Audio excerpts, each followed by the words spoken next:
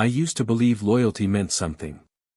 That if you poured yourself into someone, your time, your trust, your soul, they'd guard it like you guarded theirs. I was wrong. My name's Nathan Carter. 32. Former senior strategist at Ashton and Blake, one of the top investment firms in New York. Keyword, former. 2 weeks ago, I was escorted out of the building with a box in my arms and 1,000 eyes burning holes through my back. I was accused of leaking confidential data about a high-stakes merger, an accusation backed up by fabricated emails, a planted USB drive, and worst of all, silence from the woman I loved. Rachel Monroe. She was more than my girlfriend. She was my co-strategist, my partner in every late-night project, my everything. We'd been together for 3 years. Built each other's careers, shared dreams, even talked about getting a place upstate someday. But when the walls came crashing down on me, she didn't say a word. She just watched. Watched me take the blame for something I didn't do, so the man she was secretly involved with could stay in the clear. I lost everything that day. My job. My reputation. And whatever scraps of love I still had left for her. But what Rachel didn't know, what no one saw coming, was that the CEO of our rival firm, Lane Capital, had been watching me long before any of this happened. And Vivian Lane. She doesn't just play the game. She owns the board. I met Rachel Monroe on my second week at Ashton and Blake. She wasn't like the other analysts. Most played it safe, parroting ideas they thought senior partners wanted to hear. But Rachel? She was sharp. Bold. Her brain was a blade, and she never apologized for using it. That confidence, that fire, it pulled me in from the moment she challenged my pitch in a Monday briefing and then winked as she walked out. We became fast friends.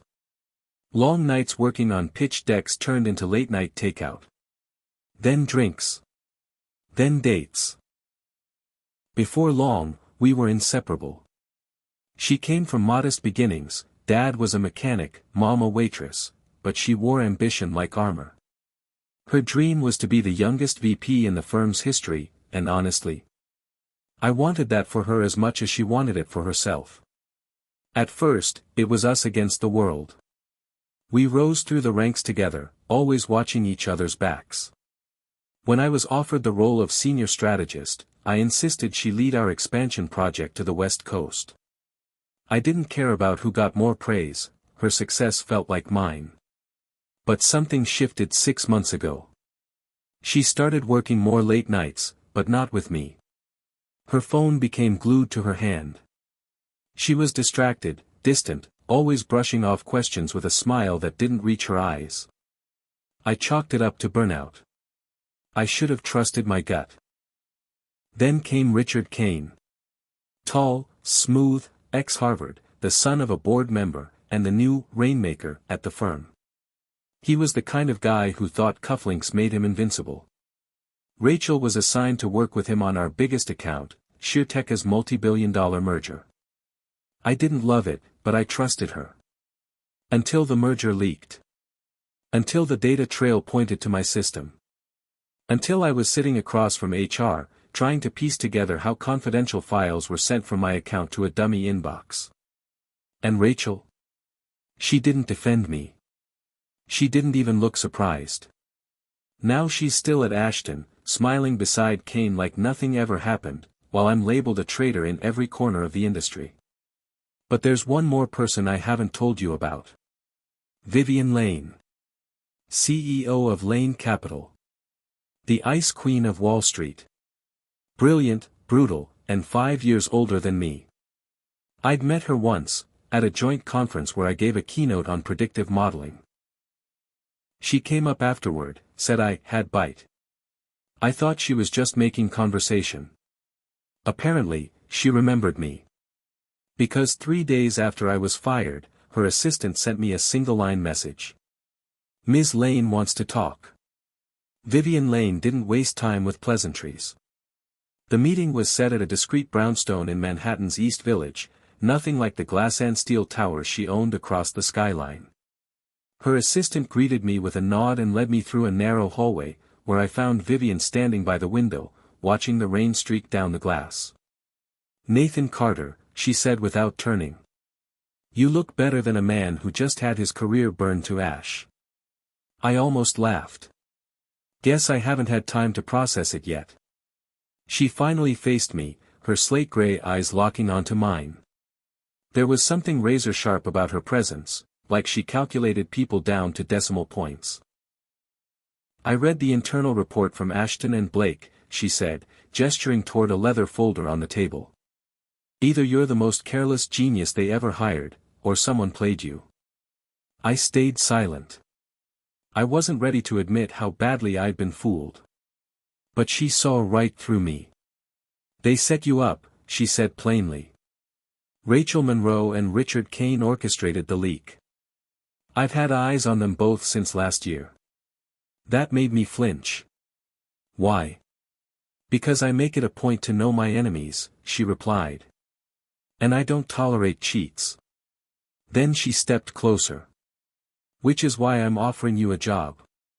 I blinked. "You want me to work for you?" "No, Nathan. I want you to work with me." She laid it out. Her firm had lost the sheer tech deal to Ashton and Blake because of insider manipulation. Now, she wanted payback. "I want to dismantle them. And you, Nathan, are the crack in their armor." I hesitated. This wasn't just a job. It was war. But as I looked at Vivian, this woman who knew everything, who had the resources, the power, and apparently, a personal grudge, I realized this was my chance. Not just to clear my name, but to burn down the empire that betrayed me, and watch Rachel finally feel what it meant to lose everything. My first day at Lane Capital didn't start with orientation or HR paperwork. Vivian Lane wasn't interested in bureaucracy, she was interested in blood. "You'll operate out of a satellite suite. No one outside my inner circle knows you're here," she instructed. "As far as the world's concerned, you're still unemployed." She handed me an encrypted laptop and a dossier thicker than a courtroom Bible. It contained everything she had on Ashton and Blake, financials, staff profiles, scandals both buried and whispered. But the thickest file of all. Rachel Monroe. "Why do you have so much on her?" I asked, unable to stop myself. Vivian didn't look up from her tablet. "Because I've been watching her longer than you have." There was something cold in her voice, something that said she wasn't just doing this for business. This was personal for her, too. The next few weeks blurred into a frenzy of strategy, subterfuge, and surveillance. With Vivian's help, I accessed Ashton and Blake's internal network through a vendor subcontractor, a legal gray zone, but a window into their operations. Every time I saw Rachel's name in a strategy memo or Kane's face in a press release, my chest tightened. I wasn't over her. Not even close. But the more I learned, the more I questioned the woman I thought I loved. She had funneled private data to Kane for nearly a year, each leak timed to sabotage clients being poached by Lane Capital. The kicker. Kane had been positioning himself to absorb Rachel's role. Their affair wasn't about love. It was leverage. She'd played me to protect him, but he was playing her to get promoted. Poetic. Vivian noticed the shift in me. How my anger grew quieter, colder, more calculated. One night, after a particularly long session deconstructing Kane's offshore accounts, she poured 2 glasses of bourbon and slid one across the table. "I've seen that look before," she said. "It's the moment someone stops mourning and starts planning." I took a sip, letting the heat settle in my chest. "Is that what you did? When someone betrayed you?" She didn't answer directly. But her gaze lingered too long. Our dynamic was strange, professional, sharp, but charged with something unspoken. She wasn't just my new boss, she was my co-conspirator, my mirror in revenge. And unlike Rachel, Vivian didn't hide behind smiles or pretend to be soft. She showed her scars and sharpened her edges. One night, while reviewing Ashton's quarterly performance metrics, she caught me staring at her across the desk.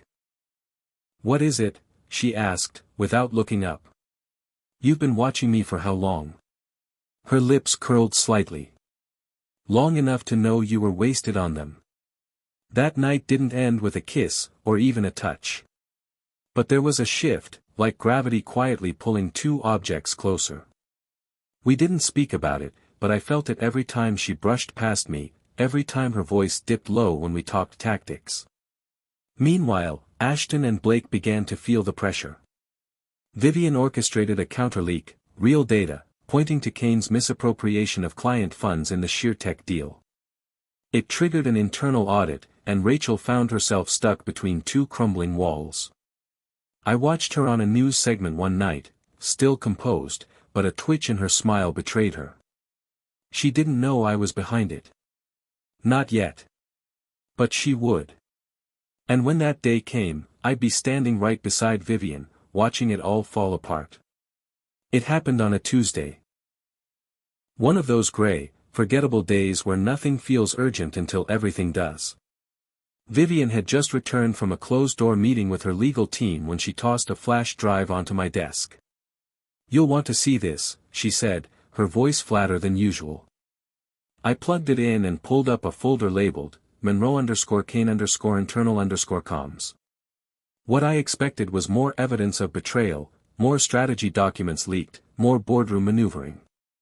What I didn't expect was a series of encrypted voice memos. And in one of them, Rachel's voice, panicked, shaking, spilled across my headphones. "He said if I didn't frame Nathan, they'd fire me. They'd destroy me. I had no choice. God, I didn't want to hurt him. I thought he'd fight it, I didn't think he'd just leave." I sat there, frozen. She had betrayed me. But not entirely out of ambition, out of fear. Vivian watched me carefully. "Still think she's innocent?" "No," I said, slowly. But she wasn't in control. That changed something. Rachel hadn't been the puppeteer, she was just another pawn Kane was willing to burn. All this time, I thought she'd coldly cast me aside. But the truth was uglier, she'd been desperate. Afraid. And too weak to tell me. It didn't erase the damage. But it complicated the hate I'd been feeding on. I wasn't just going to take down Kane. I had to show Rachel what real power looked like, what it meant to take control instead of begging for it. And with Vivian Lane at my side, that lesson was going to be loud, public, and impossible to forget. Vivian didn't comment on my reaction to Rachel's voice memo. She simply poured me another glass of that overpriced bourbon and left the flash drive on my desk, like a weapon I could choose to use, or not.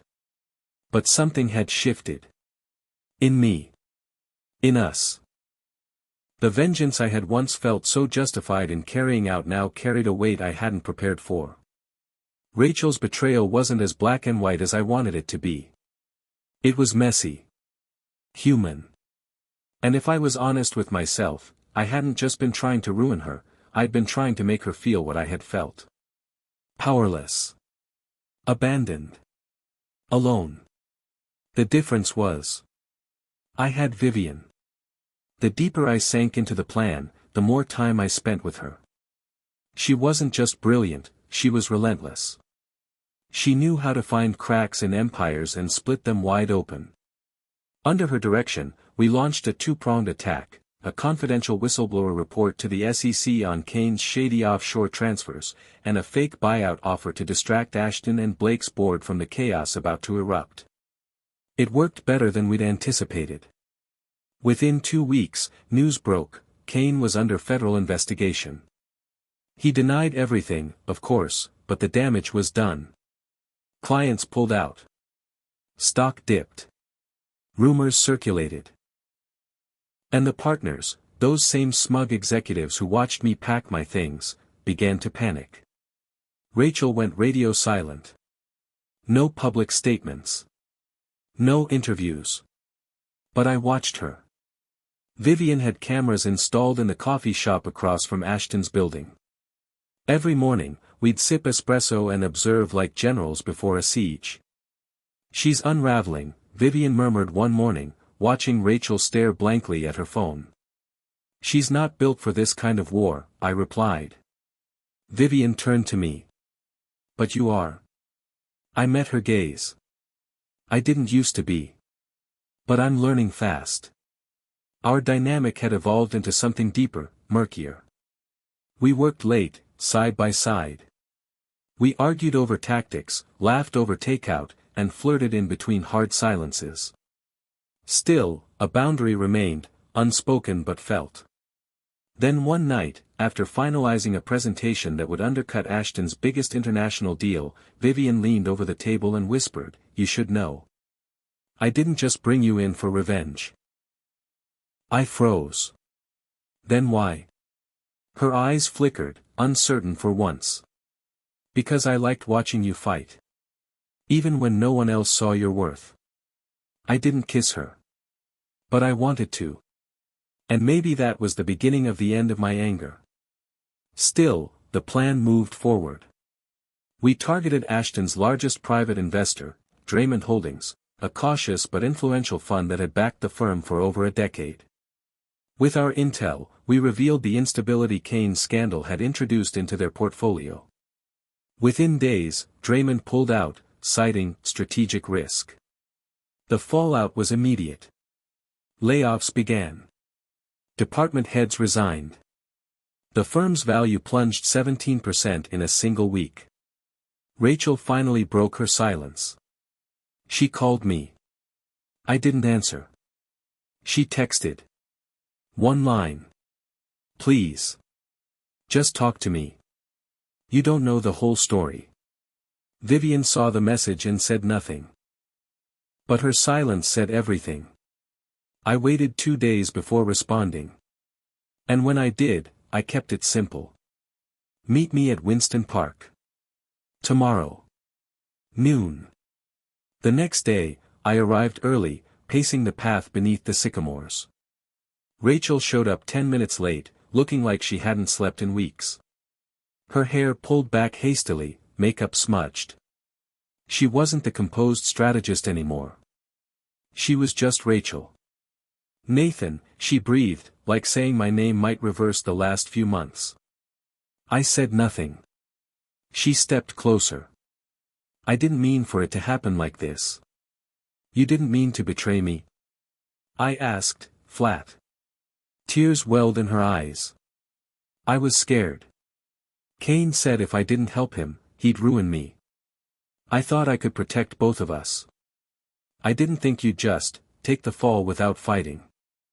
I stared at her, the truth settling in my chest like concrete. "You were supposed to fight for me, Rachel. I would have taken on the world for you." She sobbed, and for a second, I hated that I still wanted to hold her. But I didn't. "I need you to know," she whispered, "what we had, it was real. Kane meant nothing. I was trying to survive." I shook my head. "Then maybe you should have chosen someone who could survive with you. Not over me." She didn't argue. Just cried.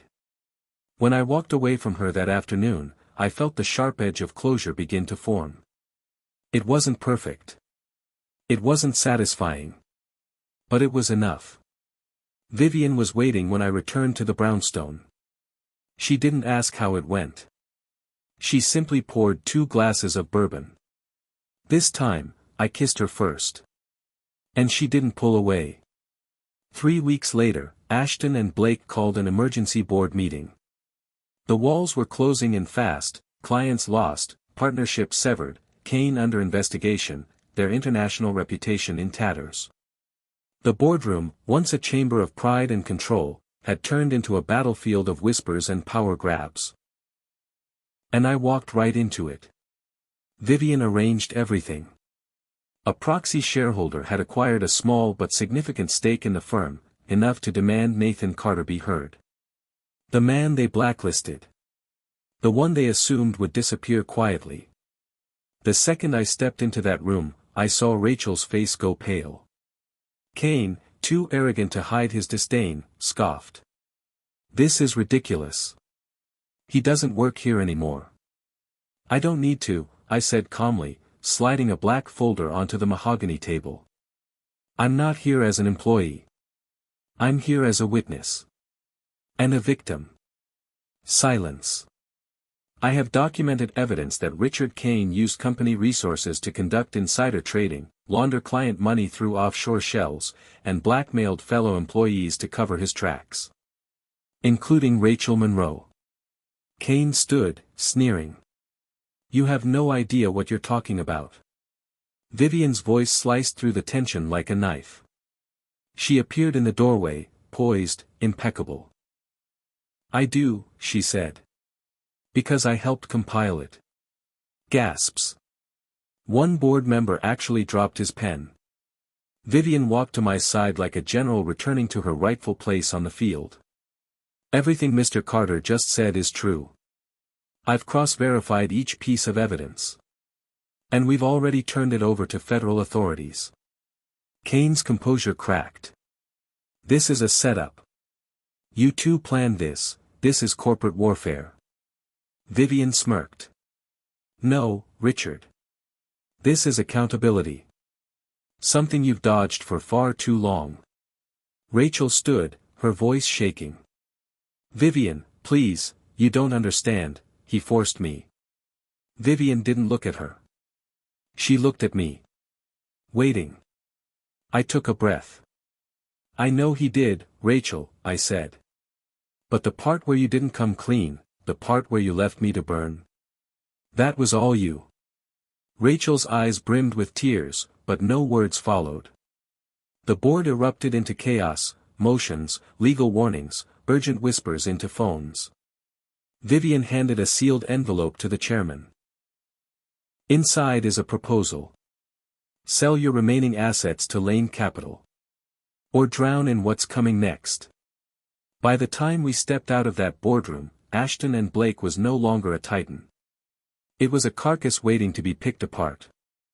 Outside, reporters swarmed. Cameras flashed. I shielded my eyes, but Vivian leaned in and whispered, "You wanted her to see you win, didn't you?" I glanced back.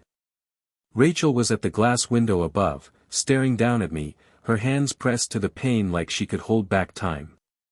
She sees me now, I said. Vivian slipped her arm through mine. Good. Because you're not going back. I didn't. That night, we watched the news unfold from her penthouse. Kane arrested. Ashton and Blake preparing for acquisition. Rachel's name smeared in articles, not as a mastermind, but as a complicit coward.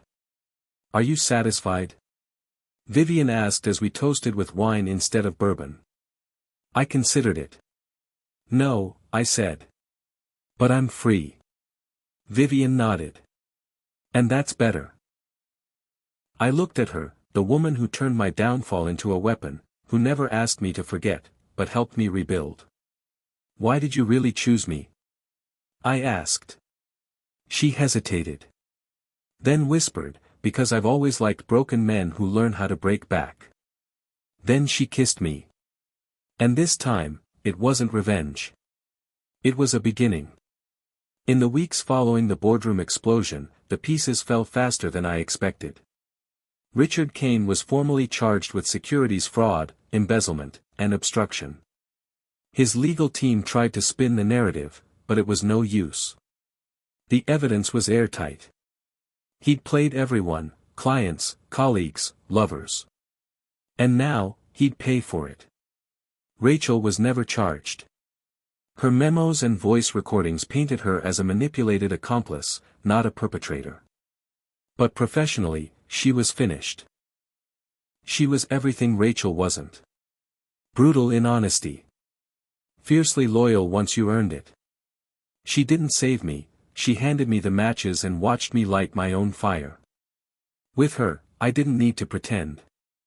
I didn't need to shrink. I didn't need to ask permission to rise. Now, when I walk through the city, people nod. Clients call. Former enemies offer me deals they wouldn't have dreamed of before. But more importantly, I know who I am. Nathan Carter. Not the man Rachel left behind. Not the scapegoat they tried to bury. But the man who took the fall, and learned to stand taller because of it. They say revenge is a dish best served cold. But I've learned something better. Sometimes, the sweetest revenge, is becoming the version of yourself they never thought you could be. And making sure they have to watch.